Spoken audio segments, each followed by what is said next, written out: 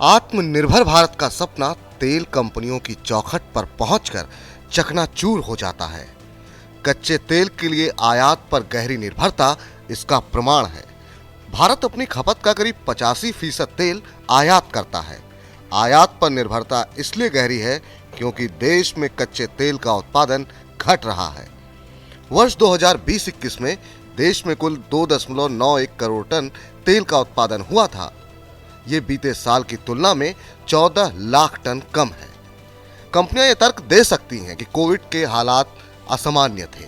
Care ratings की report भी बताती है कि तेल के कुएं बंद होने और फील्ड डेवलपमेंट एक्टिविटी यानी तेल निकालने के लिए जमीन पर की जाने वाली गतिविधियों की रफ्तार मंद पड़ी, इसलिए तेल का उत्पादन घट गया।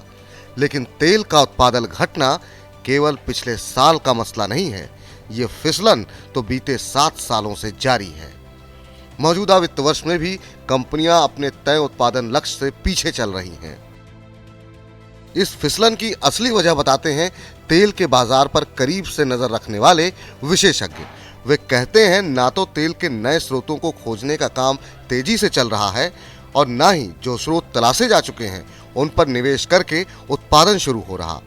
मौजूदा समय में तेल का अधिकांश उत्पादन उन स्रोतों के सहारे हो रहा है जो पुराने हो चुके हैं और समय के साथ उनकी तेल उत्पादन क्षमता में भी ह्रास हुआ है। देसी कंपनियां भी नए स्रोतों पर काम करने के बजाय मौजूदा स्रोतों से अधिक उत्पादन कैसे किया जाए इस पर काम कर रही हैं। उत्पादन बढ़ाने के लिए देश की बड़ी सरकारी कंपनियों को अब गहरे समुद्र में नए स्रोत तलाशने होंगे। साथ ही तलाशे जा चुके स्रोतों पर निवेश करना होगा। इस निवेश के लिए कंपनी के पास पर्याप्त संसाधन उपलब्ध भी हैं। ओएनजीसी के पास साल 2021 में 1,91,000 करोड़ रुपए से ज्यादा का रिजर्व था। ऑयल इंडिया भी 22,000 करोड़ से ज्यादा के रिजर्व पर बैठी है। अंतर्राष्ट्रीय बाजार में क्रूड के चढ़ते दाम इन कंपनियों को मोटा मुनाफा दे रहे हैं। देश में कच्चा तेल उत्पादन की लागत जो हो, कंपनियों को भुगतान अंतर्राष्ट्रीय बाजार की तर्ज पर ही होता है।